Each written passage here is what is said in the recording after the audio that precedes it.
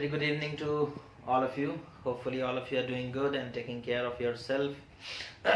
Okay बच्चों, तो हम लोग लास्ट क्लास में पढ़े थे रेजिस्टेंस, रेजिस्टिविटी, इन सारी चीज़ों के बारे में पढ़ चुके थे. ओम्स लॉ वगैरह हमारा ख़त्म हो चुका है ना. आज हम लोग डिस्कशन करेंगे बच्चों, that is ohmic and non ohmic conductors, limitations of Ohm's law, है ना. ओम्स लॉ हर जगह वैलिड नहीं है बच्चों, है ना. Limitations of Ohm's law, limitations of Ohm's law. ठीक है. Ohm's law कोई यूनिवर्सल लॉ नहीं बच्चों, हर जगह हर कंडीशन में वैलिड नहीं है. हम लोग Ohm's law लिखते वक्त ही इस चीज को मेंशन कर देते हैं, that is temperature remaining constant. Okay, तो ये लॉ हर जगह वैलिड नहीं है. ठीक है. सो Ohm's law is not a universal law. Ohm's law is not a universal law, है ना. यूनिवर्सल लॉ, ओके, ये कोई यूनिवर्सल लॉ नहीं है. ठीक है. ठीक है. It is valid in metals, okay, when the current is low. ठीक है. मेटल्स में ये वैलिड होता है, लेकिन वो भी कंडीशन है, करंट कम होना चाहिए. करंट बहुत ज्यादा होगा तो मेटल्स में भी ये वैलिड नहीं है. Okay. It is valid in some electrolytes. Okay, it is valid in some electrolytes, वो भी एट लो करंट. ओके, वहां पर भी करंट लो होना चाहिए. ठीक है. अच्छा, उसके बाद क्या है, ना it is valid, okay, it is valid for metals और electrolytes at low temperatures. At low temperature मतलब आप बोलोगे टेम्परेचर बहुत ज्यादा कांस्टेंट है लेकिन बहुत ज्यादा है. ठीक है. टेम्परेचर का हम लोग डेफिनेशन में क्या लिखते हैं, डेफिनेशन में लिखते हैं टेम्परेचर रिमेनिंग कांस्टेंट. अब सपोज कर लो टेम्परेचर ही 500 डिग्री सेल्सियस है, कांस्टेंट है लेकिन 500 है, तो बहुत ज्यादा टेम्परेचर है, तो वहां पर भी बच्चों वैलिड नहीं होता. ठीक है. तो ओम्स लॉ के लिमिटेशंस हैं. It is not a universal law, है ना. हर जगह पर वैलिड नहीं है. ठीक है. कुछ कुछ जगह पर वैलिड है ना, और कुछ कुछ जगह पर वैलिड नहीं है. ठीक है. उसके बाद क्या है बच्चों ना, जो मतलब कंडक्टर्स ओम्स लॉ को फॉलो करते हैं, ओबे करते हैं. ठीक है.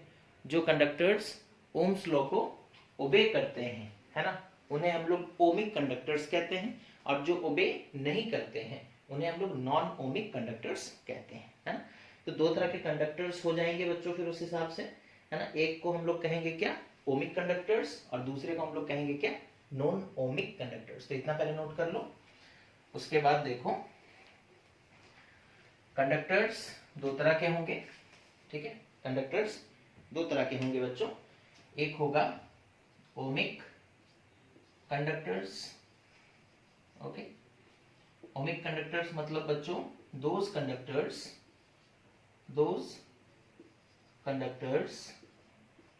which obeys Ohm's law. Okay. Limitation तो रहेगा, है ना, लेकिन कुछ कुछ तो ऐसे होते हैं कि तुम सारा कंडीशन सेटिस्फाई कर दो लेकिन फिर भी वो ओम्स लॉ को ओबे नहीं कर रहे, तो उन्हें हम लोग नॉन ओमिक कंडक्टर्स कहेंगे. उन्हें हम लोग क्या कहेंगे, नॉन ओमिक कंडक्टर्स. जैसे कि सपोज कर लो, ओमिक कंडक्टर्स का एग्जांपल क्या आता है ना, प्योर मेटल लोगे. ठीक है. जैसे कॉपर हो गया, एल्यूमिनियम का मेटल हो गया, है ना, या फिर इलेक्ट्रोलाइट में कॉपर सल्फेट ले सकते हो. ठीक है. कॉपर सल्फेट का एक्वस सॉल्यूशन. ओके. ये लोग ओमिक कंडक्टर्स हैं बच्चों, मतलब दे ओबे ओम्स लॉ. ओके. और यहां पर लिमिटेशन रहेगा eight low currents. Okay. Current बहुत ज्यादा नहीं होना चाहिए, नहीं तो फिर ये लोग भी ओबे नहीं करेंगे. ठीक है. At low currents and low temperature, ठीक है, and low temperature. Okay okay, temperature वाला पॉइंट नहीं भी लिखोगे तो भी चलेगा, बट ये वाला लिखना बहुत जरूरी है। They obey Ohm's law at low currents, है ना, करंट का वैल्यू बहुत ज्यादा नहीं होना चाहिए। ओम्स लॉ ओबे कर रहे हैं मतलब क्या है बच्चों, ओम्स लॉ ओबे कर रहे हैं मतलब V is directly proportional to I। Okay, that means अगर हम लोग V वर्सेस I का ग्राफ बनाएंगे तो कैसा आएगा ना, the graph will be a straight line passing through the origin, the graph will be a straight line passing through the origin, ठीक है। अगर हम लोग V वर्सेस I का ग्राफ बनाएंगे, ठीक है, तो ग्राफ कैसा आएगा ना, क्योंकि डायरेक्टली प्रोपोर्शनल है और दोनों का पावर 1 है, ठीक है, तो ग्राफ कैसा आएगा, straight line passing through the origin, ठीक है, चाहे इसका बनाओ चाहे इसका, ठीक है। अब इसमें डिफरेंट डिफरेंट स्लोप हो सकता है, जैसे सपोज कर लो, ये सपोज कर लो मेटल का हो गया, प्योर मेटल का, ठीक है। अब जैसे सपोज कर लो कॉपर सल्फेट का बना रहे हो तो ऐसा आ रहा है ना, ये एंगल कम है, ठीक है, स्लोप कम है, इसका स्लोप ज्यादा है, ठीक है। तो यहाँ पर ये जैसे देख लो, सपोज कर लो यहाँ V यहाँ I, ये सपोज कॉपर सल्फेट का V वर्सेस I ग्राफ है, ठीक है। तो जो भी हो, the V versus I graph of ohmic conductors okay, but within the limitations are straight line, okay, are straight line passing through the origin, passing through the origin, passing through the origin, ठीक है। तो इस तरीके से बच्चों ohmic conductors का ये हो गया। उसके बाद क्या है, नॉन ओमिक कंडक्टर्स, है ना, इसे नोट कर सकते हो, ओके। अच्छा, उसके बाद क्या है बच्चों, non ohmic conductors. Non ohmic conductors, ठीक है, नॉन ओमिक कंडक्टर्स, ठीक है। तो जो बिल्कुल ही ओम्स लॉ को मानते ही नहीं है वो होंगे नॉन ओमिक कंडक्टर्स, है ना। So those conductors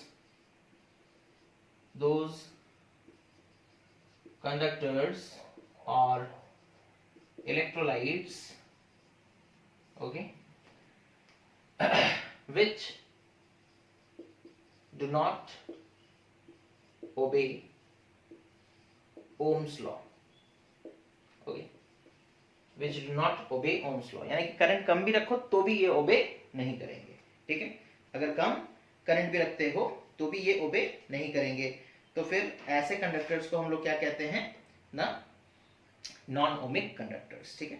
non ohmic conductors का क्या प्रॉपर्टी होगा बच्चों, है ना, प्रॉपर्टीज क्या होगा, properties of non ohmic conductors, okay, properties of non ohmic conductors क्या होगा ना, इनका V वर्सेस I ग्राफ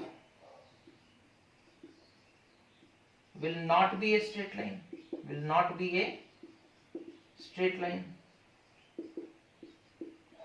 ठीक है, ठीक है।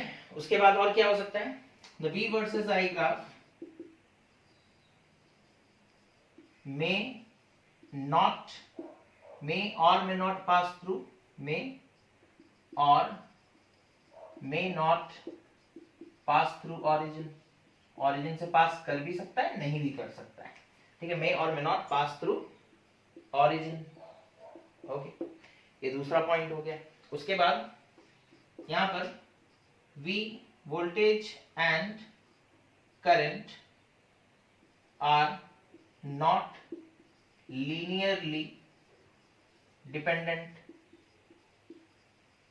on each other, ठीक है। इनके बीच में जो डिपेंडेंसी है, यानी कि V को जितना बढ़ाओगे करंट उतना बढ़ेगा ऐसा जरूरी नहीं है, यानी कि V को तुम 4 टाइम्स इंक्रीज किए तो करंट सपोज 2 टाइम्स इंक्रीज किया तो मतलब सपोज कर लो 3 टाइम्स इंक्रीज किया, है ना, या 2 टाइम्स इंक्रीज किया, तो लीनियर रिलेशन नहीं है, वोल्टेज जितना बढ़ा रहे हैं करंट उसी अकॉर्डिंगली बढ़ नहीं रहा, तो ऐसा भी होगा बच्चों। तो हम लोग कहेंगे क्या ना, हम लोग कहेंगे कि वो ओम्स लॉ को ओबे नहीं करता, ठीक है।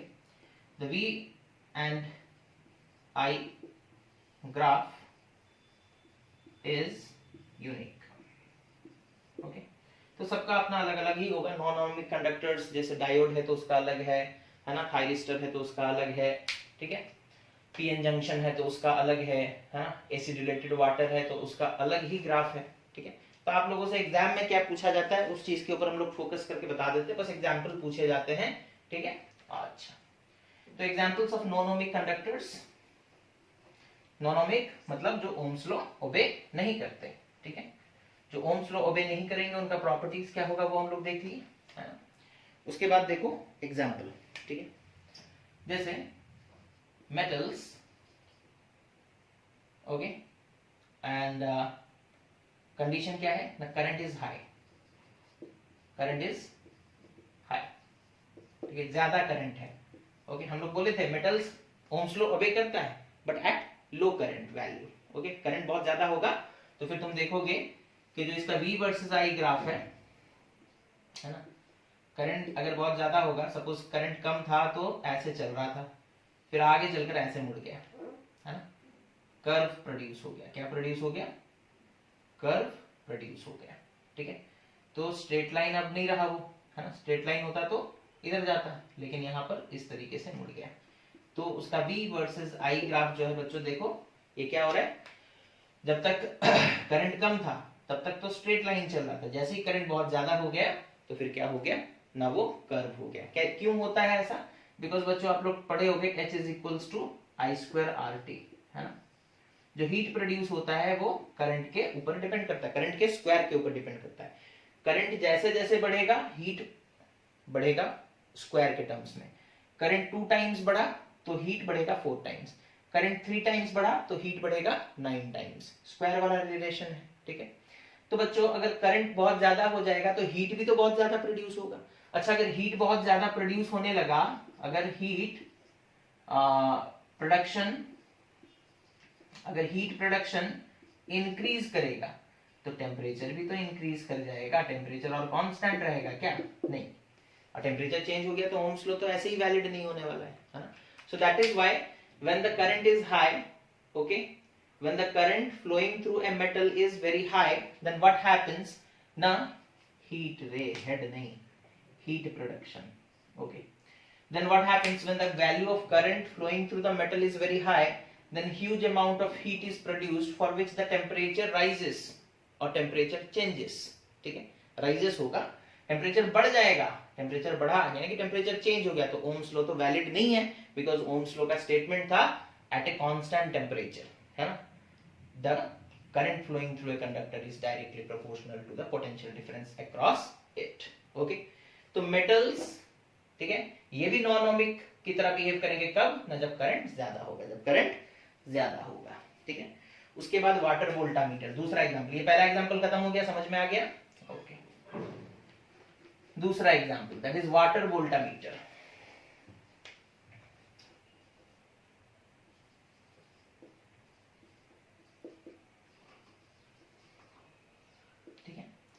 तो वाटर वोल्टामीटर जो है बच्चों, ये एक सेल है और इसमें कौन सा इलेक्ट्रोलाइट लिया जाता है? एसी ड्यूलेटेड वाटर, एसी ड्यूलेटेड वाटर, ठीक है। मतलब क्या है बच्चों एसी ड्यूलेटेड वाटर का? वाटर में H2SO4 के कुछ ड्रॉप्स ऐड कर दिए जाते हैं, H2SO4 के कुछ ड्रॉप्स ऐड कर दिए जाते हैं। वाटर में अगर थोड़ा सा, सपोज कर लो थोड़ा सा पानी लिए, उसमें 10-12 बूंद H2SO4 डाल दिए तो वो क्या कहलाएगा? एसी ड्यूलेटेड वाटर, एसिड ऐड कर दिया गया, इसीलिए एसी ड्यूलेटेड वाटर, ठीक है। अब इसमें क्या होता है बच्चों ना, अगर हम लोग एसी ड्यूलेटेड वाटर लिए हैं, ठीक है, अगर हम लोग एसी ड्यूलेटेड वाटर लिए हैं, सपोज कर लो इस तरीके से, है ना, यहाँ पर सपोज कर लो इलेक्ट्रोड्स लगाए गए हैं, है ना, क्या लगाए गए हैं? इलेक्ट्रोड्स लगाए गए हैं, ठीक है। पॉजिटिव इलेक्ट्रोड, नेगेटिव इलेक्ट्रोड पता होगा आप लोगों को, है ना। अब यहाँ पर सपोज कर लो हम लोग एक सेल कनेक्ट कर देते हैं, ठीक है। अच्छा, जब हम लोग सेल कनेक्ट करेंगे तो करंट फ्लो होना चाहिए, है ना। एसिड्यूलेटेड वाटर जो है बच्चों ये कंडक्ट करता है electricity, it conducts electricity, okay. But होता क्या है बच्चों ना, जैसे ही हम लोग एक सेल कनेक्ट करते हैं, ठीक है, जैसे सपोज कर लो हम लोग एक 1 वोल्ट का सेल कनेक्ट कर दिए, हम लोग देखेंगे करंट विल बी 0। करंट कितना आएगा, यहाँ पर जो पॉजिटिव और नेगेटिव आयंस जो मतलब करंट प्रोड्यूस करना चाहिए, करंट का वैल्यू 0 आ रहा है, ठीक है। अब अगर ग्राफ बनाओगे, देखो ग्राफ, ठीक है, एसिड्यूलेटेड वाटर का, ठीक है, करंट 1 वोल्ट है, लेकिन वोल्टेज इधर ले लिए और करंट इधर ले लिए, ठीक है। देखो करंट वोल्टेज बढ़ा चुके हैं लेकिन करंट अभी भी 0 है ना। वाई एक्सिस में ग्राफ उठा क्या पॉइंट, तो एक्स एक्सिस पे, ठीक है। अच्छा करंट वोल्टेज को बढ़ा करके सपोज कर लो हम क्या कर दिए 1.5 वोल्ट कर दिए, ठीक है, 1.5 वोल्ट कर दिए। अभी भी देख रहे हैं कि करंट नहीं प्रोड्यूस हो रहा है, करंट 0 है, ठीक है। उसके बाद वोल्टेज को बढ़ा करके सपोज 1.7 वोल्ट कर दिए, तब देखिए थोड़ा सा करंट प्रोड्यूस हुआ है ना, थोड़ा सा करंट प्रोड्यूस हुआ, सपोज कर लो यहाँ पर ऐसे, ठीक है। उसके बाद फिर वोल्टेज बढ़ाए तो देख रहे करंट भी बढ़ने लगा, ठीक है, करंट भी बढ़ने लगा, ठीक है। तो इस तरीके का तुम देखोगे एक ग्राफ तुम्हें मिलेगा, है ना। मतलब इनिशियली तुम वोल्टेज दे रहे थे लेकिन करंट प्रोड्यूस नहीं हो रहा था। कुछ समय के बाद, कुछ एक लिमिट के बाद जाकर के करंट प्रोड्यूस हुआ और ग्राफ बाद में इस तरीके का बना, ठीक है, ग्राफ बाद में इस तरीके का बना, ठीक है। ये जो वैल्यू है जहां से करंट फ्लो होना स्टार्ट होता है बच्चों वाटर वोल्टामीटर के लिए, दैट इज 1.67 वोल्ट, है ना, 1.67 वोल्ट, ओके। तो होता क्या है जब हम लोग बैटरी लगाते हैं तो वोल्टामीटर के अंदर एक बैक ईएमएफ प्रोड्यूस हो जाता है ना, बैक ईएमएफ, जो कि इस पोटेंशियल को अपोज कर देता है ना। और ये बैक ईएमएफ का वैल्यू कितना होता है 1.67, ठीक है, वोल्ट। तुम 1.5 वोल्ट दोगे, ये 1.67 ऑपोजिट डायरेक्शन में देगा, तो तुम्हारा वाला कैंसिल, कोई करंट प्रोड्यूस नहीं होगा। तुम बैक ईएमएफ सपोज कर लो तुम यहां पर दोगे 1.6 वोल्ट, तो ये 1.67 अभी भी अपोज कर सकता है ना, कैंसिल कर सकता है, इसका वैल्यू 1.67 मैक्सिमम हो सकता है। तुम जब 1.6 दोगे तो ये एडजस्ट करके 1.6 दे देगा, है ना, तो कैंसिल हो गया बैक ईएमएफ और तुम्हारा ईएमएफ कैंसिल, ठीक है। तो नेट करंट 0, नेट करंट 0। जब तुम 1.67 को पार करोगे, सपोज 1.7 वोल्ट दे दिए, लेकिन अब ये कितना देगा, ये मैक्सिमम 1.67 वोल्ट दे सकता है, तो नेट वोल्टेज कितना हो गया 1.7 माइनस 1.67 दैट इज 0.03 वोल्ट। अब जाकर करंट प्रोड्यूस होना स्टार्ट हुआ। तो ये ग्राफ देखो, ये स्ट्रेट लाइन ही आ रहा है बच्चों, है ना, कैसा आ रहा है, स्ट्रेट लाइन ही आ रहा है, but it is not passing through the origin, it is not passing through the origin, okay, passing through the origin, okay, origin से पास तो नहीं कर रहा। और ओम्स लॉ कहता है V is directly proportional to I, voltage थोड़ा सा दोगे तो थोड़ा करंट तो प्रोड्यूस होना चाहिए, लेकिन हम लोग देख रहे हैं 1.67 तक कोई करंट प्रोड्यूस नहीं हो रहा है, दैट मींस वोल्टेज यहां से यहां तक हम लोग वोल्टेज बढ़ा रहे हैं लेकिन करंट बढ़ ही नहीं रहा। तो ओम्स लॉ कहां फॉलो हुआ, वोल्टेज बढ़ा रहे तो करंट बढ़ना चाहिए ना, बढ़ नहीं रहा, करंट 0 रह रहा है कुछ समय के लिए, फिर उसके बाद बढ़ता है, ठीक है। तो ये भी नॉन ओमिक कंडक्टर्स के कैटेगरी में जाता है बच्चों, that is water voltameter, okay. अच्छा, उसके बाद और एक example, that is PN junction diode, ठीक है, पीएन जंक्शन डायोड, ठीक है। पीएन जंक्शन डायोड बच्चों कैसे बनता है ना, एक पी टाइप मटेरियल होता है, ठीक है, और एक एन टाइप मटेरियल, यानी कि एक पॉजिटिव टाइप मटेरियल और एक नेगेटिव टाइप मटेरियल को हम लोग क्या कर देते हैं ना, ज्वाइन कर देते हैं, ठीक है। अच्छा, और ये पी टाइप है, सपोज कर लो एन टाइप, पी मतलब पॉजिटिव, एन मतलब नेगेटिव, ठीक है। पॉजिटिव जो साइड है सपोज कर लो उसे हम लोग सेल के पॉजिटिव से कनेक्ट कर दिए और नेगेटिव को नेगेटिव। जब ऐसे कनेक्शन करते हो तो इसे हम लोग कहते हैं फॉरवर्ड बायस, नाम है, आगे चल के जब वो चैप्टर पढ़ोगे तब डिटेल में समझ में आएगा, है ना। when the p type of the pn junction is connected to the positive terminal of the cell and n type of the n type of the pn junction is connected to the negative terminal of the cell, then we say that the pn junction is under forward bias. ठीक है, forward biasing हो रहा है। तो हम लोग देखेंगे इसका करंट और वोल्टेज का ग्राफ कैसा आता है ना, इसका करंट और वोल्टेज का ग्राफ कैसा आता है। तो हम लोग देखते हैं बच्चों, इनिशियली वोल्टेज तुम बढ़ाते जाओगे, करंट थोड़ा थोड़ा बढ़ता रहेगा और फिर अचानक से राइज कर जाएगा, फिर अचानक से राइज कर जाएगा। इधर वोल्टेज है, इधर करंट है, इधर नेगेटिव वोल्टेज, इधर नेगेटिव करंट। ठीक है, नेगेटिव मतलब डायरेक्शन चेंज। ठीक है, ओके। अब अगर सपोज कर लो हम क्या करते हैं, जो मतलब पीएन जंक्शन डायोड का है ना, पीएन जंक्शन डायोड का जो पी टर्मिनल है उसे हम नेगेटिव के साथ कनेक्ट कर देते हैं। ठीक है, बैटरी के नेगेटिव के साथ, और एंड को कनेक्ट कर देते हैं पॉजिटिव के साथ।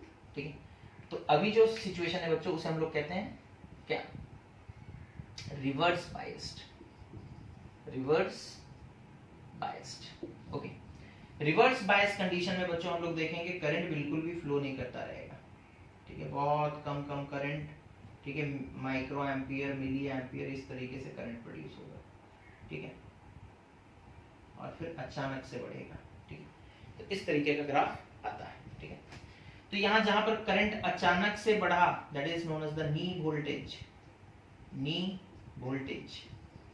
और यहाँ पर जहां पर करंट अचानक से बढ़ा, इसे बोलते हैं ब्रेकडाउन वोल्टेज, है ना, ब्रेकडाउन वोल्टेज। डायोड ब्रेकडाउन हो जाता है तब जाकर all of a sudden current बढ़ जाता है। तो थोड़ा थोड़ा वोल्टेज बढ़ाते जाओगे, करंट उस हिसाब से नहीं बढ़ेगा, एक पर्टिकुलर वोल्टेज के बाद करंट तुरंत राइज करेगा। तो ऐसा थोड़ी होता है, ओम्स लॉ तो कहता है जितना वोल्टेज बढ़ाओगे उतना करंट, उसी हिसाब से करंट बढ़ना चाहिए। लेकिन यहाँ तो पहले कम बढ़ रहा है, बाद में ज्यादा बढ़ जा रहा है। ठीक है, तो प्रोपोर्शनल नहीं है, V is not directly proportional to I। तो पीएन जंक्शन डायोड में भी जो ग्राफ है बच्चों इसे याद रखोगे। ठीक है, और ये भी एक नॉन ओमिक कंडक्टर की कैटेगरी में जाता है। ठीक है, अच्छा, तो ये हो गया बच्चों तुम्हारा ohmic and non ohmic conductors, है ना। और भी कुछ एग्जांपल अगर दिए गए होंगे, जैसे गैलियम आर्सेनाइड का दिया जाता है बुक में। ठीक है, तो उसे भी तुम लोग देख लोगे, गैलियम आर्सेनाइड। ओके ओके, ये तुम्हारा होमवर्क है बच्चों, गैलियम आर्सेनाइड का खुद से तुम लोग करोगे, है ना, गैलियम आर्सेनाइड का खुद से करोगे। ठीक है, इसमें तो इवन जो मतलब करंट है वो नेगेटिव हो जाता है कभी कभी। ठीक है, करंट जो है वो नेगेटिव हो जाता है कभी कभी, वोल्टेज बढ़ाते रहोगे करंट घटता रहेगा, है ना, ऐसा भी होता है। ठीक है, वोल्टेज बढ़ाते रहोगे करंट जो है वो घटता रहेगा। ठीक है, तो ये हो गया बच्चों तुम्हारा ohmic and non ohmic resistor conductor. Okay, उसके बाद बात करेंगे बच्चों super conductivity. Super conductivity, okay, ये सुपर कंडक्टिविटी क्या है। ठीक है, ये सुपर कंडक्टिविटी क्या है ना, देखो हम लोग ये पढ़े थे कि अगर टेम्परेचर इंक्रीज कर देते हैं तो रेजिस्टेंस इंक्रीज कर जाता है। टेम्परेचर इंक्रीज करने से रेजिस्टेंस इंक्रीज करता है। दैट मीन्स अगर हम लोग टेम्परेचर को डिक्रीज करेंगे तो रेजिस्टेंस डिक्रीज होना चाहिए। ठीक है, तो एक एक्सपेरिमेंट हुआ था। ठीक है, एक मतलब लैब में। ठीक है, हॉलैंड में वो लैब था। ठीक है, एक एक्सपेरिमेंट किया गया था मर्क्यूरी के साथ, है ना, एक एक्सपेरिमेंट किया गया था मर्क्यूरी। मर्क्यूरी आपको पता होगा बच्चों, ये एक मेटल है। ठीक है, इसके साथ एक एक्सपेरिमेंट किया गया था। क्या किया गया ना, मर्क्यूरी के टेम्परेचर को ठीक है डिक्रीज किया जा रहा था, डिक्रीज किया जा रहा था। ठीक है, टेम्परेचर डिक्रीज होने पर देखा गया कि उसका रेजिस्टेंस डिक्रीज हो रहा है। ठीक है, रेजिस्टेंस डिक्रीज हो रहा है। ठीक है, तो ये तो मतलब थ्योरी भी यही कहता है कि टेम्परेचर घटा दोगे तो रेजिस्टेंस घट जाएगा। ठीक है, अच्छा, वो साइंटिस्ट क्या किए, वो टेम्परेचर को डिक्रीज करते करते 4.2 केल्विन तक ले गए। ठीक है, 4.2 kelvin. 4.2 kelvin is nearly about 269 degree Celsius, है ना, -269 डिग्री सेल्सियस, या फिर एग्जैक्टली बोलोगे तो 68.8 ओके, -268.8, ओके। तो बहुत कम वैल्यू है बच्चों, ठीक है, बहुत ही कम वैल्यू है, इतना नेगेटिव टेम्परेचर, ठीक है, 4.2 केल्विन। जब यहां पर ले गया, मतलब जब यहां पर मर्क्यूरी के टेम्परेचर को घटाते घटाते इतना कर दिया गया, तो फिर देखा गया कि रेजिस्टेंस 0 हो गया, है ना, रेजिस्टेंस क्या हो गया, 0, ठीक है। तो जब रेजिस्टेंस 0 मतलब करंट के फ्लो को, करंट फ्लो को कोई अपोज नहीं करेगा, करंट फ्लो का ऑपोजिशन 0, ठीक है। अगर रेजिस्टेंस 0 मतलब रेजिस्टेंस क्या होता है, the opposition offered to the flow of current, और अगर रेजिस्टेंस ही 0 हो गया, दैट मींस करंट के फ्लो को अपोज करने वाला कोई नहीं है, मतलब इलेक्ट्रॉन्स को रोकने वाला कोई नहीं है। इलेक्ट्रॉन्स एक बार अगर मोशन में आ गए, once comes into motion, okay, into motion, okay, then they will continue to move, okay, in the same direction, in the same, अब कोई रोकने वाला ही नहीं है, तो वो जिधर मूव कर रहे उधर मूव करते ही रहेंगे, ठीक है, producing current, producing current, okay, और करंट प्रोड्यूस होता रहेगा, ठीक है, एंड करंट प्रोड्यूस होता रहेगा। अब कोई बैटरी वैटरी नहीं चाहिए बच्चों, हाँ, कोई बैटरी वैटरी नहीं चाहिए। जनरली इलेक्ट्रॉन्स को मूव कराने के लिए हम लोग सेल लगाते थे, है ना, जैसे ये रेजिस्टर है, रेजिस्टर के थ्रू इलेक्ट्रॉन्स को फ्लो कराना है ना, इलेक्ट्रॉन्स नेगेटिव टर्मिनल से निकलकर पॉजिटिव टर्मिनल की तरफ जाते हैं और करंट पॉजिटिव से नेगेटिव की तरफ आता है, ये सब हम लोग बात पहले ही कर चुके हैं, ठीक है। तो अगर इलेक्ट्रॉन्स को रोका जाता है, इसीलिए तो हम लोग बैटरी लगाते हैं या सेल लगाते हैं। अगर इलेक्ट्रॉन्स को कोई रोकने वाला नहीं होगा, एक बार धक्का दे दो वो चलते ही रहेंगे, ठीक है। तो ऐसा सिचुएशन जब होता है बच्चों, तब हम लोग कहते हैं कि हमारा जो कंडक्टर है वो सुपर कंडक्टर बन चुका है। वो क्या बन चुका है, सुपर कंडक्टर, ठीक है।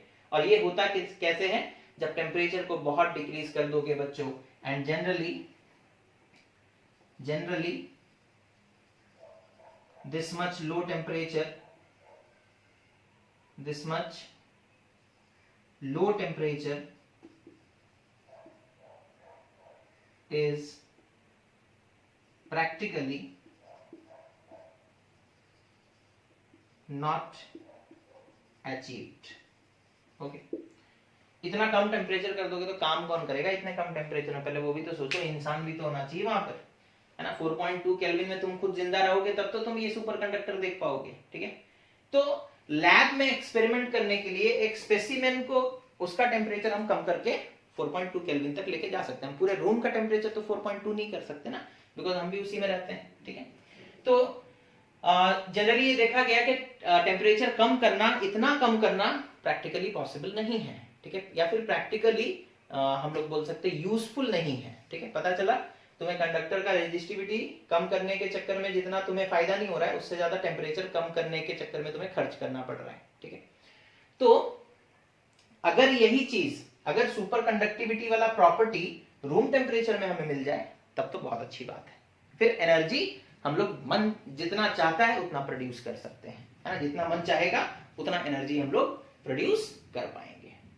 तो ये था बच्चों सुपर कंडक्टिविटी, ठीक है, ओके। और इसी के साथ हम लोग आज का वीडियो यहाँ पर खत्म करते हैं, ठीक है। और कल के क्लास में बच्चों हम लोग next that is internal resistance of cell और सेल से रिलेटेड और भी बात करेंगे, रिलेशंस देखेंगे, सेल के डिफरेंट जो वेरिएबल्स हैं, है ना, ईएमएफ है, टर्मिनल वोल्टेज है, या फिर पोटेंशियल डिफरेंस बोल सकते हो, टर्मिनल पोटेंशियल डिफरेंस है, इंटरनल रेजिस्टेंस है, करंट है, इन सारे चीजों के बीच में रिलेशन क्या है, उस सारे चीजों के बारे में हम लोग कल डिस्कशन करेंगे। So thank you for watching the video, take care of yourself and have a nice day.